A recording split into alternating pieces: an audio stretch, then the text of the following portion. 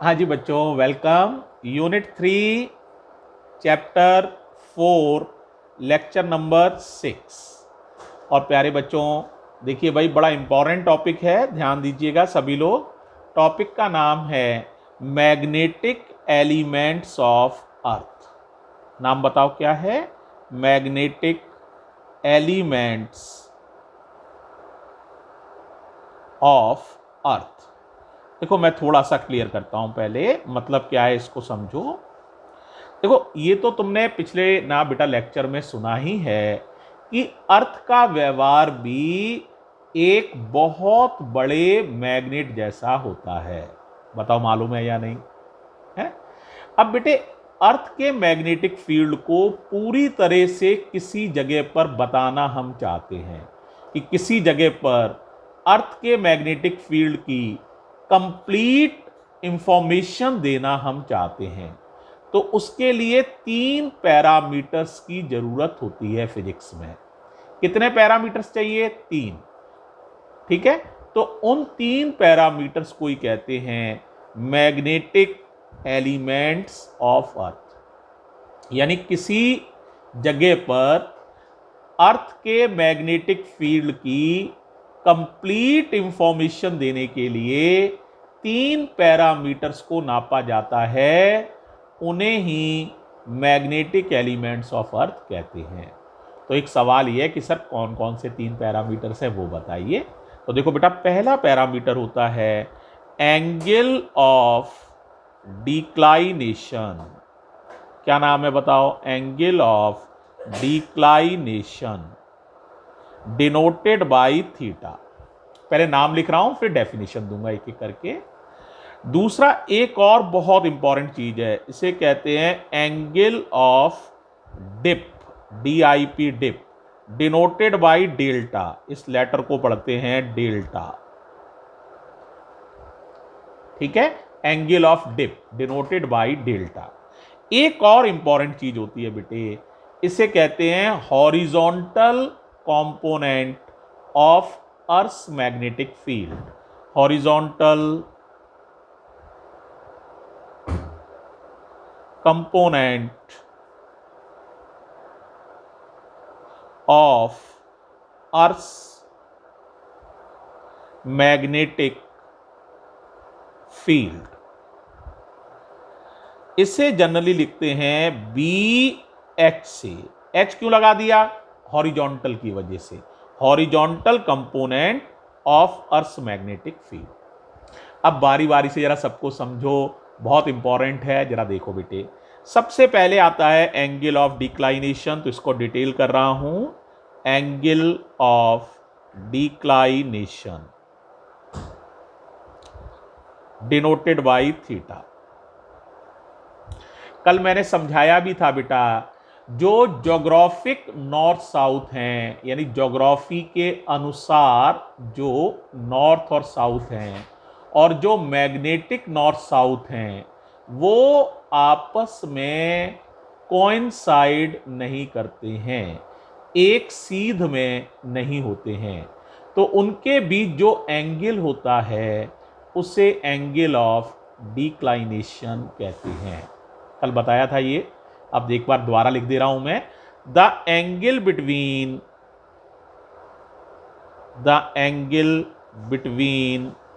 Geographic meridian, geographic meridian, और बताओ, and magnetic meridian. Geographic meridian and magnetic meridian is called angle of declination, angle of declination and denoted by theta। यहां तक clear हो गया है? कोई दिक्कत नहीं होनी चाहिए, आसान है। अब देखो बेटा, अगला ही टॉपिक बड़ा इंपॉर्टेंट है, इसको बहुत ध्यान से समझना है। इसका नाम है एंगल ऑफ डिप, ये वाला है ना। तो देखो जरा, एंगल ऑफ डिप मैंने हेडिंग डाली है, जरा समझना आप।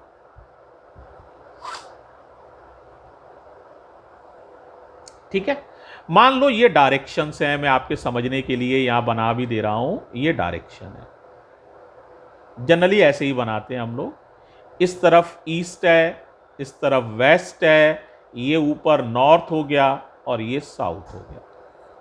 अब जरा ध्यान देना और जवाब भी देना, सामने देखो ध्यान से, दिख रहा है क्लियर? अब ये बताओ ये पेन इस समय किधर है, ईस्ट वेस्ट है या नॉर्थ साउथ है? जरा देखो केयरफुली, किधर है ये पेन? आपका जवाब होगा सर ये तो नॉर्थ साउथ के ही पैरेलल है, तो नॉर्थ साउथ है। अब इस पेन को, है तो ये नॉर्थ साउथ ही, ध्यान से देखना। अब मैं इसको थोड़ा झुका दूं, देखो इधर से ये झुका दिया, तिरछा हो गया, दिख रहा है थोड़ा सा तिरछापन इसमें, देखो तिरछेपन को महसूस कर रहे हो, ठीक है। अब ये पेन किधर है, देखो जरा, ईस्ट वेस्ट है क्या? किधर है? नॉर्थ साउथ है। अभी भी तिरछा जरूर है, ये पेन झुका हुआ जरूर है, लेकिन है किधर? North south. बात समझ आई? अब आप कहोगे सर आप बताना क्या चाहते हैं? बेटे ये बात तो सही है कि आप कभी भी मैग्नेटिक नीडल को खड़ा करेंगे तो वो हमेशा नॉर्थ साउथ दिशा में खड़ी होती है, इसमें मुझे कोई ऐतराज नहीं है।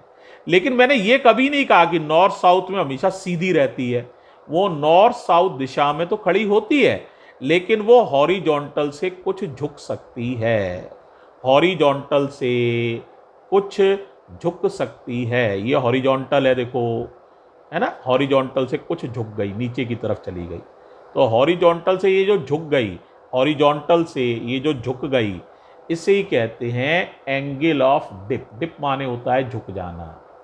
तो देखो ध्यान से सुनो, जब भी मैग्नेटिक नीडल को हम फ्रीली सस्पेंड करते हैं, it always align itself in NS direction. लेकिन इसका मतलब ये नहीं है कि ये हमेशा हॉरिजॉन्टल रहेगी, बल्कि ये हॉरिजॉन्टल से कुछ झुक जाती है, रहती नॉर्थ साउथ दिशा में ही है, लेकिन कुछ झुक जाती है। तो हॉरिजॉन्टल से जितना झुक जाती है, जितना झुक जाती है हॉरिजॉन्टल से, उसी को कहते हैं एंगल ऑफ डिप। डायग्राम में देखना तो और क्लियर होगा, देखो जरा डायग्राम से समझो। जैसे ये नॉर्थ साउथ था, इधर की तरफ मान ले रहा हूं, डायग्राम थोड़ा अच्छा बन जाएगा। ये देखो ये था। अब जो मैग्नेटिक नीडल है ये हॉरिजॉन्टल है, इससे झुक गई, इस तरह हो गई, मैग्नेटिक नीडल झुक गई इस तरह से, है ना।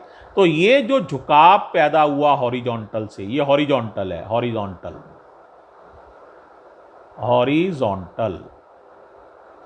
इससे जो मैग्नेटिक फील्ड में ये नीडल झुक गई है, ये जो झुकाव है, इसे ही कहते हैं एंगल ऑफ डिप, यानी कि delta.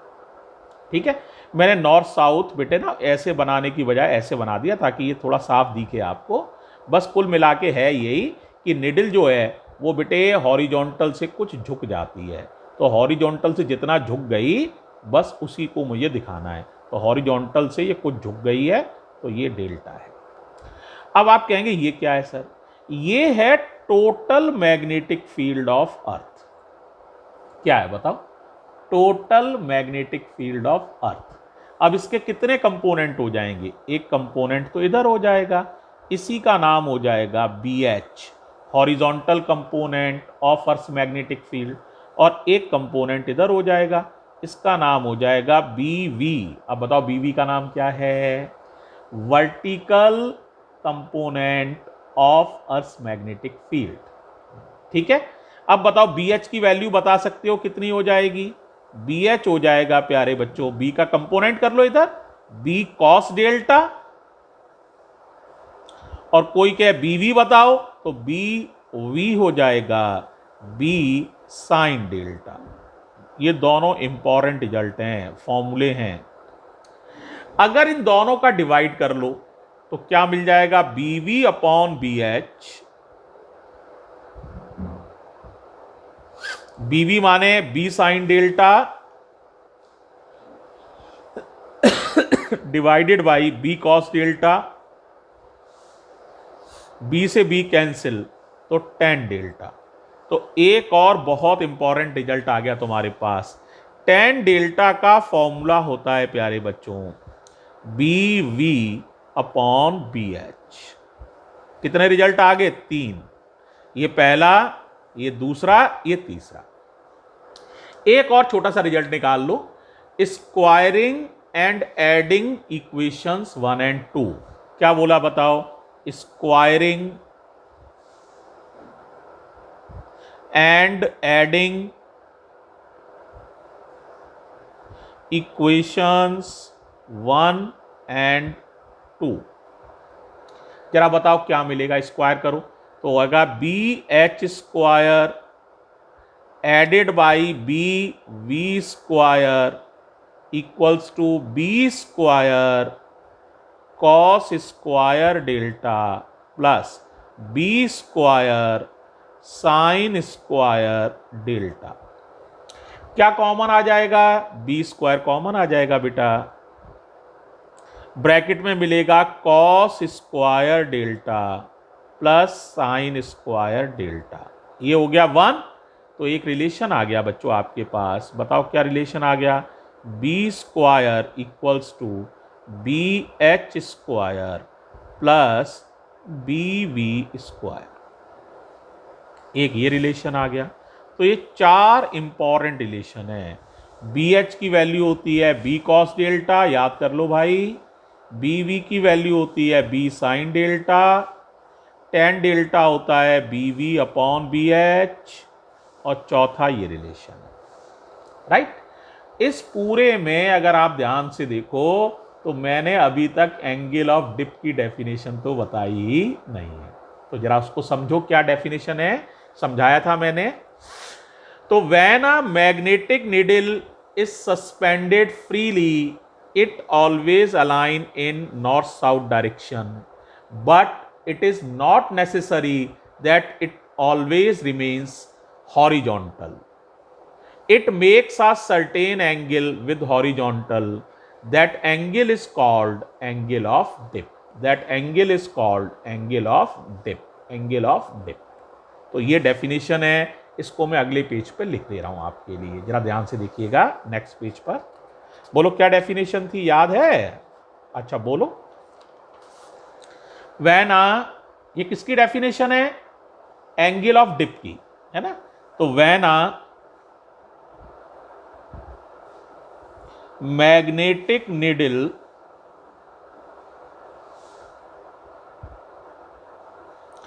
is suspended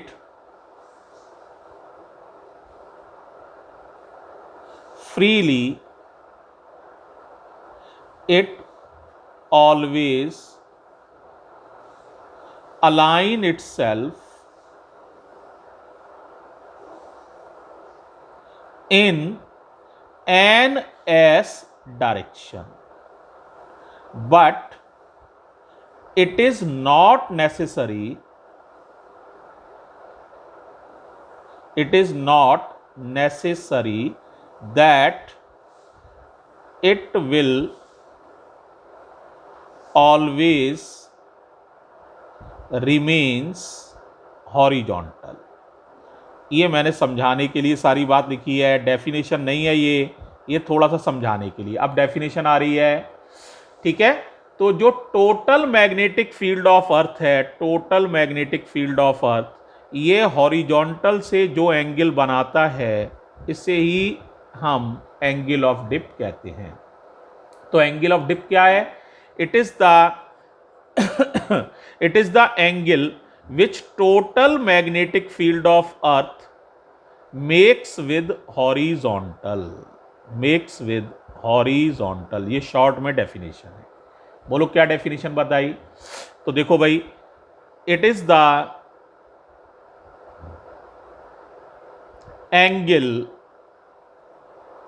which total magnetic field of earth, total magnetic field of earth यानी B makes with horizontal, denoted by delta. Clear हो गया होगा बच्चों? अब एक लास्ट चीज बच्चों और रह गई है डिफाइन करने को, horizontal component of earth magnetic field. ये मैं कर चुका हूं डिफाइन, बस खाली एक लाइन बताना रह गई है, क्योंकि वहां मैथमेटिकल एनालिसिस में ये बता चुका हूं। Horizontal component of earth magnetic field denote किससे करते हैं इसे? BH से। किससे डिनोट करते हैं? BH से। देखो पीछे डायग्राम में दिखा देता हूं, BH तुम बना चुके हो बेटा, देखो यार, देखो दिखा, ये है BH। ये क्या है? टोटल मैग्नेटिक फील्ड ऑफ अर्थ का हॉरिजॉन्टल डायरेक्शन में कंपोनेंट होता है। तो जो नाम है वही डेफिनेशन है। It is the component of total earth magnetic field in horizontal direction.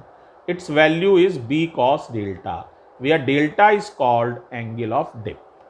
समझ आ गया होगा? तो बताओ क्या डेफिनेशन है? इट इज द, क्या है? It is the component of total magnetic field of earth in horizontal direction. बस यही डेफिनेशन है। तो बोलो क्या है डेफिनेशन? इट इज द, बोलो क्या बोला? It is the component of, it is the component of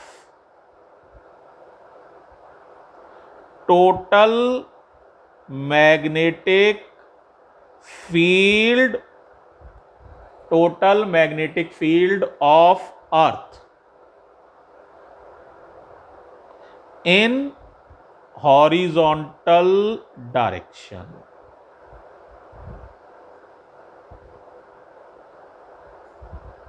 denoted by BH। और BH का फॉर्मूला पीछे मैं बता चुका हूं। BH का फॉर्मूला होता है B cos डेल्टा। तो ये है बच्चों मैग्नेटिक एलिमेंट्स ऑफ अर्थ की जानकारी। एक बार रिपीट कर देता हूं, ध्यान से सुनिएगा। देखो भाई, मैग्नेटिक नॉर्थ साउथ और ज्योग्राफिक नॉर्थ साउथ एक सीध में नहीं होते हैं। उनके बीच का angle, angle of declination. Magnetic needle को जब आप फ्रीली सस्पेंड करेंगे तो वो हमेशा नॉर्थ साउथ डायरेक्शन में खड़ी होती है, लेकिन ये मत समझना हमेशा सीधी रहती है, बल्कि कुछ झुक जाती है। ये जो झुकाव है हॉरिजॉन्टल से, इसे कहते हैं एंगल ऑफ डिप। अब टोटल मैग्नेटिक फील्ड के कितने कंपोनेंट हो जाते हैं? दो, एक हॉरिजॉन्टल डायरेक्शन में, एक वर्टिकल डायरेक्शन में। तो ये जो हॉरिजॉन्टल डायरेक्शन में कंपोनेंट होता है, इसका नाम हो जाता है BH, और इस कंपोनेंट का नाम हो जाता है BV। इनमें से ज़्यादा इंपॉर्टेंट कंपोनेंट BH है। तो ये है horizontal component of earth magnetic field. ये क्या है? It is the component of total magnetic field of earth in horizontal direction, denoted by BH। ये आपने इसमें पढ़ा है। समझ में आ गया होगा बच्चों? थैंक यू प्यारे बच्चों।